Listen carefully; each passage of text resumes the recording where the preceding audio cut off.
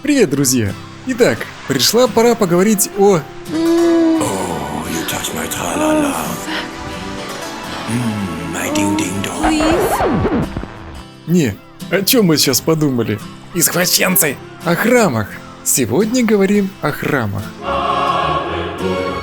Тема обширная, и в одном видео, скорее всего, не рассказать обо всех нюансах этого полезнейшего в игре здания. Иначе видео может затянуться на часы. Давайте сделаем так. Начнем с базовых понятий, рассмотрим основную механику храма, камней и усилений.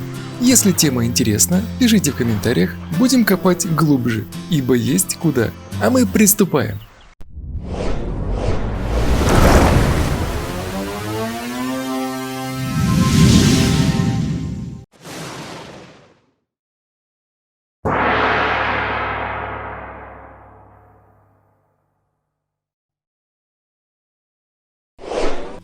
Для начала перед видео замечу, что все, о чем сегодня пойдет речь, основано на личном опыте и опыте действительно знающих и играющих китов.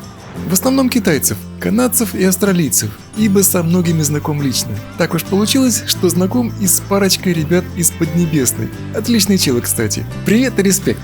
Я вообще в последнее время много общаюсь именно с иностранцами. Для чего я об этом упоминаю? Все просто.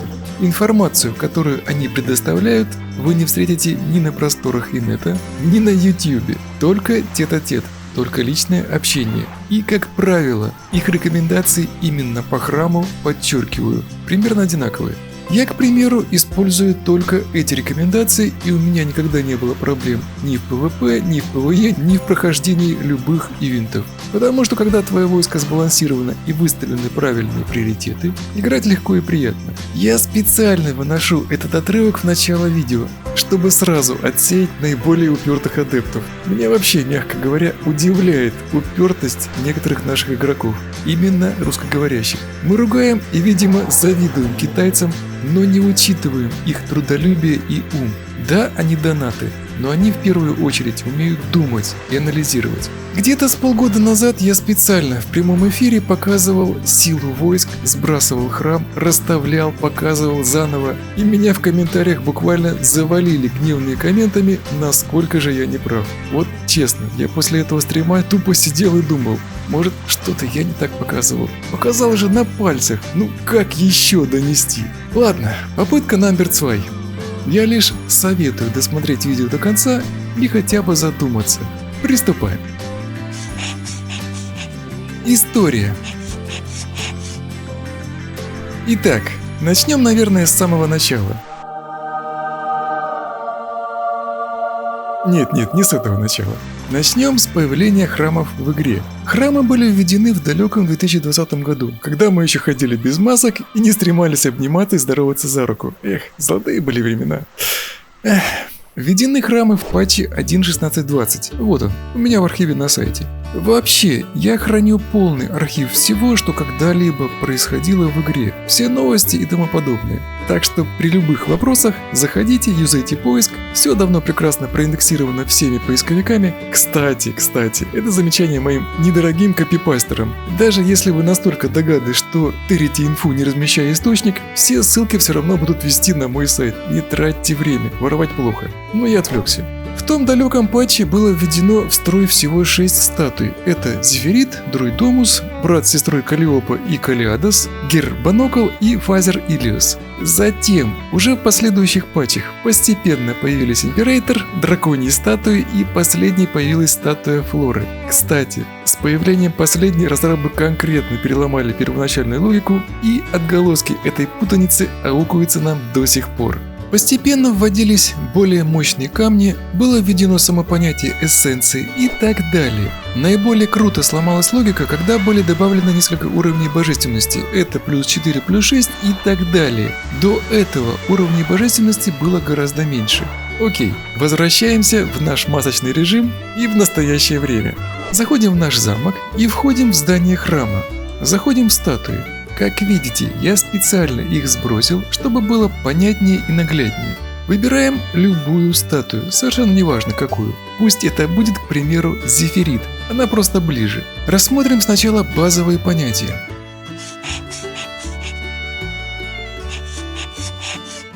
Итак, статуи. На текущий момент в храме расположено 10 статуй, причем сила, количество камней и, соответственно, мощь статуи растет от первой к последней. Первые 3 статуи имеют на борту по 6 камней и усиливают в основном войска и героев. Базовая мощь статуи равна 2400. Вторая тройка несет на борту уже по 8 камней и помимо героев усиливает и другие аспекты игры. Базовая мощь 3500.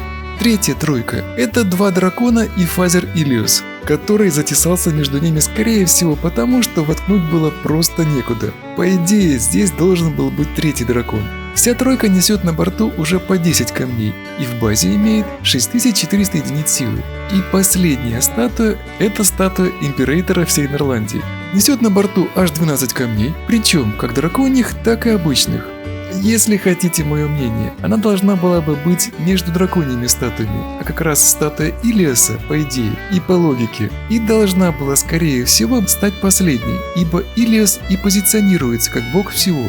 Скорее всего, разработчикам просто не хотелось ломать уже существующий код, и они оставили все как есть. Так или иначе, эта особая статуя имеет все виды камней на борту, ее базовая мощь составляет аж 6600 единиц силы. Это самая мощная статуя в игре. Power. А мы плавно переходим к другой составляющей храма – мощность или Power. Это неочевидная величина, я не стал ее выводить в калькуляторе, хотя сам алгоритм расчета в коде есть, и я его оставил просто на всякий случай. Я просчитал и Power тоже. Высчитывается она достаточно просто. Сначала открываем Зефирит. Почему именно так? Сила складывается из количества камней, уровня самих камней и уровня божественности самой статуи. Каждый камень, вставленный в статую, несет в себе определенный заряд. На нулевом уровне он равен 100, на первом 200, на втором 400, на третьем 600, четвертом 1000, пятом уже 1500 и так далее. Усиление, как видите, снова нелинейное. И на чем основывались разработчики, я даже гадать не буду, ибо бесполезно. Итак, мы выяснили, что каждый камень дает определенное количество пауэра или силы. Плюс к силе статуи добавляется и ее божественность. За каждый уровень божественности первых 3 статуй выдается добавочно 1950 единиц силы, по 325 единиц за каждый камень. Механика, повторюсь, достаточно сложная и нелинейная, но я разобрался и в этом. Так для чего же нужна сила храма? Очень просто. Эти цифры прибавляются к вашей общей силе, которая показана в верхнем левом углу экрана. Не к коре, не к базовой силе, подчеркиваю, а именно к общей силе. То есть, по сути, является числом переменным, которое можно легко менять. Поэтому я и не включил ее в расчет, ибо не вижу большого смысла перегружать калькулятор лишними данными. А мы двигаемся дальше. Божественность. Вот здесь первое заблуждение, на которое попадаются почему-то не только новички, но и вполне играющие игруны. Итак, дети, чему равна божественность статуи? Что? Уровню зачарования всех камней, да? Нет! Ты меня слышишь? Ты попадешь в ад! Ты попадешь в ад и погибнешь! Что ж, большое спасибо, мистер Шляпа. На самом деле, божественность Divinity – это всего лишь количество открытых усилений статуи. Как видите, у сброшенной статуи божественность равна 2, у всех статуй. Потому что у статуи всего 2 усиления – за активирование статуи и за заполнение всех ячеек камнями. Как только мы зачаруем все камни в конкретной статуе до уровня 3, статуя получит следующий ранг божественности. Не путайтесь, при зачаровании до плюс 4 мы получаем что? Кто сказал божественность 4? Садись, 2, завтра в школу с родителями. При зачаровании до плюс 4 мы не получаем усиление божественности, только усиление камней. Ранг божественности 4 мы получим при зачаровании всех камней до уровня 5. При зачаровании всех камней до плюс 6 ранг божественности 5 и так далее.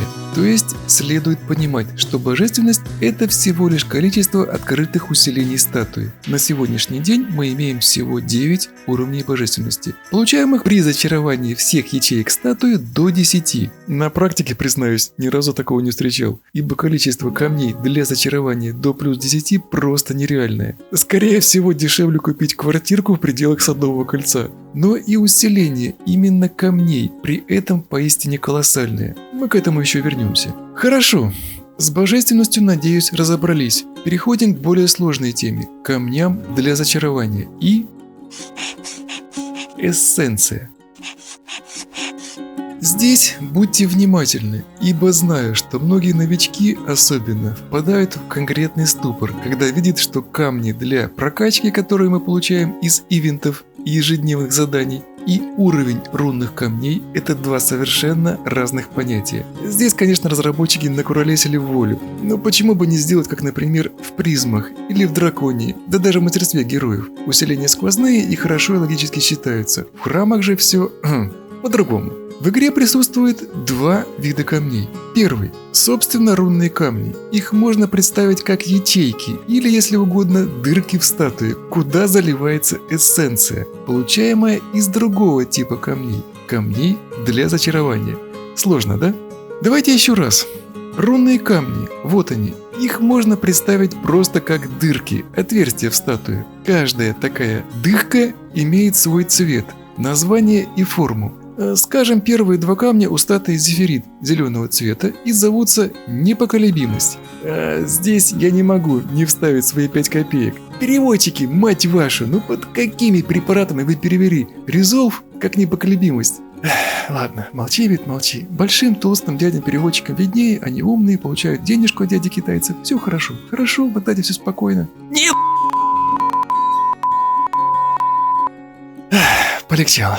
Короче, зовутся они непоколебимость и отвечают за прочность осадных орудий. Другие камни, дырки, имеют другой цвет и название и, соответственно, усиление атаки, здоровье войск, героев, гарнизона или драконов. Стоит это представить, как все станет на свои места. И в эти отверстия, просто по недоразумению названные рунными камнями, и вставляются, заливаются другие камни, превращаясь при этом в эссенцию. В игре разработчики даже придумали своеобразный котел, куда заливается эта самая эссенция. И эта эссенция как раз и получается из камней, которые нам не очень щедро выпадают из ивентов, ежедневных заданий и которые можно покупать в лавке за линари или же за реал, академишку. Всего на текущий момент присутствует для прокачки. Плюс 0, плюс 1, плюс 2, плюс 3, плюс 4. И буквально сегодня я увидел камни плюс 5. До этого времени я искренне считал, что их в природе не существует. Вполне возможно, их и ввели только в новом патче, 30-м. Пока рассмотрим камни поближе. Камень плюс 0 выдает при использовании 10 единиц эссенции. Это базовый и самый слабый камень в игре. Именно его мы получаем из ежедневных ивентов. Камень плюс 1 дает 30 единиц эссенции или зачарования. Камень плюс 2 выдает 80 единиц эссенции. Камень плюс 3 выдает 240 единиц эссенции. Камень плюс 4 выдает махом аж 650 единиц эссенции. И как видно на экране, камень плюс 5 выдает целых 1700 единиц эссенции. Да, побольше бы таких камушков. Замечу, что базовыми являются лишь нулевой и второй камни, плюс 2 и плюс 0. Именно в них превращается вся эссенция при сбросе храма. Камни же плюс 1, плюс 3, плюс 4 являются дополнительными. Почему именно эти цифры и такая странная градация? Я не знаю. Может, это отголоски какой-то китайской системы счисления, может, какие-нибудь локти или еще какая дичь. Я не в курсе. Почему было не ввести метрическую систему, как они сделали здесь же с мощностью храма, я, честно говоря, не знаю. Было бы логичнее и проще, но это китайская игра, не нам судить. Я просчитал усиление и требуемое количество эссенций для каждого камня и для каждого уровня. Просто сел, взял в руки калькулятор и за пару часов получил все нужные значения. Чтобы говорить предметно, и вы могли проверить мои слова на деле, я специально создал калькулятор храмов. Ссылка под видео. На эту программу у меня ушло почти 2 месяца работы. Получилось неплохо, достаточно красиво, а главное функционально. Калькулятор полностью повторяет логику игры и показывает зачарование статуи храма на лету, сразу же высчитывая все усиления и божественность. Очень удобно проверять что-либо, не ломая, собственно, храм в игре. Можете по ходу видео запустить калькулятор, ссылка, повторюсь, под видео, и вот она должна выскочить в правом верхнем углу экрана. И повторять мой рассказ у себя на экранах. Я постарался сделать калькулятор максимально удобным и функциональным, как для компа, так и для мобильных устройств. Но возвращаемся к нашим баранам. Вы можете посчитать все самостоятельно, ибо инструмент я предоставил. Для зачарования камня до уровня плюс 1 нам потребуется 2 камня плюс 0. Для зачарования камня от 0 до 2 уровня нужно уже 70 единиц эссенции. Это 7 камней плюс 0 или, к примеру, 1 камень плюс 0 и 2 камня плюс 1. 10 плюс 30 плюс 30. Для зачарования от 0 до плюс 3 230 единиц эссенции, до плюс 4 645, 1696, 4197, 9990 единиц эссенции и так далее. То есть количество камней растет по экспоненте, нелинейно, и чем дальше, тем кривая все больше задирается вверх. Для последних уровней требуется поистине кошмарное количество эссенции. Возьмите калькулятор и убедитесь в этом самостоятельно. Правда, и усиления, получаемые при этом, растут также взрывоподобно. Мы поговорим об этом чуть позже. А пока снова... Возвращаемся к зачарованию камня. Открываем наш котел и параллельный калькулятор, чтобы было нагляднее, и проверяем. На нулевом уровне нужно всего 2 камня. Бросаем их в котел и вводим калькулятор. Эссенция сбрасывается, и камень плюс 0 превращается в камень плюс 1. При этом ячейка получает усиление, в данном случае прибавка к здоровью войск нашей армии. Первые уровни растут линейно, с 6 уровня они начинают расти по экспоненте. Продолжаем. Для зачарования до уровня плюс 2 нам потребуется 50 единиц эссенции. Это 5 камней плюс 0, каждый по 10 единиц эссенции. Или 1 камень плюс 1, дающий 30 единиц эссенции. И 2 камня плюс 0 по 10 единиц. Всего 50. Здесь не путайтесь. Мы получили 50 единиц эссенции, зачаровав камень от единицы до 2. Но не забывайте, что для зачарования этого же камня до уровня 1 мы еще потратили 20 единиц. Не забыли? То есть, всего для зачарования с уровня 0 до уровня 2 нам требуется не 50, а 70 единиц эссенции и так далее. Вся эссенция складывается, растет лишь уровень рунного камня или ячейки, дырки в статуе и усиление, выдаваемое при этом. На калькуляторе это проверить очень просто. Достаточно ввести нужные значения, чтобы в динамике посмотреть, как именно зачаровываются камни. Вообще, механика храма довольно забавна. Я, повторюсь, прочитал ее полностью, для всех уровней. Наверное, теперь о храме больше знают лишь сами разработчики. Да-да, я очень скромный. Думаю, с эссенцией более-менее разобрались. Я реально советую пощелкать калькулятором по камням, чтобы увидеть динамику изменения. Так многое сразу станет понятно. Зачарование статуй. Сложная тема. Если вы дослушали мое повествование до этого момента, осилили и не сдались, надеюсь, готовы к приему следующей порции информации. Здесь уже сломано столько копий, что даже не буду пытаться кого-то в чем-то убедить. Все равно найдутся уникумы, сделающие все по-своему. Я вам дал инструмент в виде калькулятора храмов. Если голова дана не только для того, чтобы в нее есть, юзайте, проверяйте, анализируйте. Я лишь даю рекомендации, а уж следовать ли им – ваше личное дело. Поехали! Практически с самого появления храмов киты использовали простейшую тактику. И, насколько я знаю, не поменяли ее до сих пор. Храмы должны быть зачарованы равномерно. Причем, именно божественность статуи влияет на общую силу вашего войска очень слабо. Мизер. Знаю. Сейчас снова полыхнет пердак у особо упертых... Ладно, проехали. Это сложно понять и принять, но хотя бы попытайтесь. Заходим в любую статую и смотрим. При усилении, скажем, зеленого камня на здоровье войск до 5, а это достаточно просто при хорошей игре, мы получаем усиление всего войска на 8%. Еще раз для тех, кто не понял. Мы получили усиление всего войска на 8% с одного лишь камня. Теперь усилим еще один зеленый камень до плюс 5. Это, повторюсь, сделать просто. Да черт с ним, до плюс 4. Это сделает даже махровый новичок. Получили 16% с 2 камней. При зачаровании до плюс 5 или 12% при зачаровании до плюс 4. 2 зеленых камней. Окей, идем дальше. Флора. Еще один зеленый камень. Черт с ним. Зачаровываем до плюс 4, получаем плюс 6 к общей силе войска. Общей силе, не конкретных енотов, мечников или еще какому отдельному виду войск, а общей, мать его, силе. Двигаемся дальше.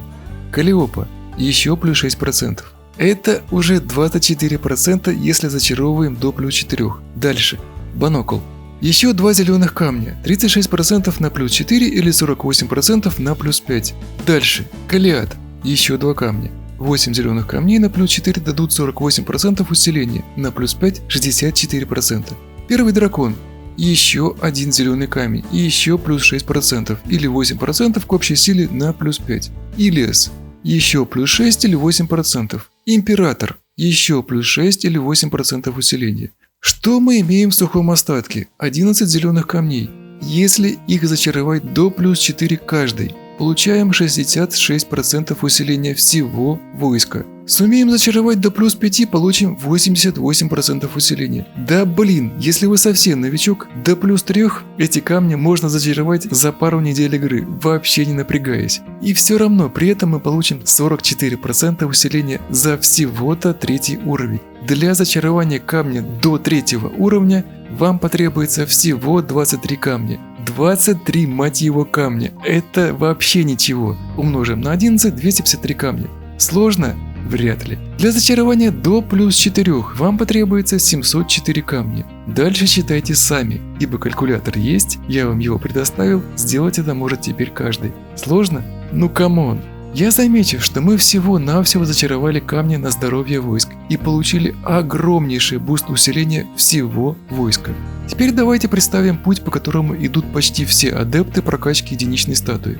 Выбирается раса, которой человек играет. Соответственно, выбирается статуя для прокачки, скажем, лам. Это Банокл. И чел начинает усиливать эти статуи до плюс 6, плюс 7, сливая все свои камни только на нее. Ну окей, усилил. Сколько камней вы потратили при этом?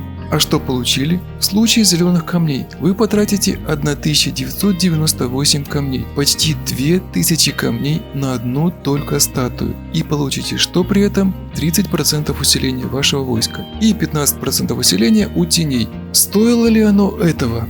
При том, что этим кошмарным, поистине кошмарным количеством камней вы абсолютно спокойно, изи, зачаруете все ваши статуи до плюс 5 и еще парочку статуй до плюс 6, получив при этом 100% усиления всего вашего войска. Всего войска, подчеркиваю. Плюс божественность остальных статуй, плюс усиление героев, плюс усиление драконов, плюс атаку, плюс защиту войска, плюс защиту гарнизона и еще море других плюшек, стройку, усиление академии и так далее. Но нет, мы будем усираться и усиливать одну лишь статую, чтобы получить 15% усиления лам.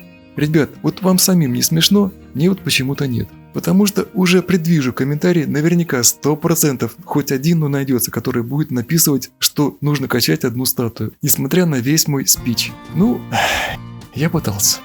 Открою вам секрет золотого ключика. Киты прокачивают конкретные камни. Это, например, синие камни отваги на усиление атаки войска и желтые камни силы для усиления атаки героев. Их можно покупать, к примеру, в лавке, когда появляются, или стараться взять из универсальных сундуков. Как делают знающие успешные игроки еще раз? Качают все статуи до определенного комфортного для конкретно вас уровня. Это может быть плюс 5, плюс 6 или плюс 7, конкретно для вас. Но именно все статуи, это очень важно, я подчеркиваю это.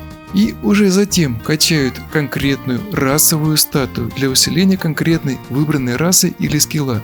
Баланс войска крайне важен, и усиливая что-то лишь одно, вы всегда проиграете. А сбалансированное войско – это ключ к победе, только так и не иначе. На этой позитивной ноте хочу откланяться. Надеюсь, я донес свою мысль. Думайте в первую очередь своей головой. Пользуйтесь инструментами, калькулятором, который я вам предоставил. Считайте, думайте, анализируйте. А на сегодня все. Подписывайтесь, чтобы не пропускать ничего интересного. Также буду рад вашим лайкам и хорошим комментам. Оставайтесь на светлой стороне. Всем удачи и пока.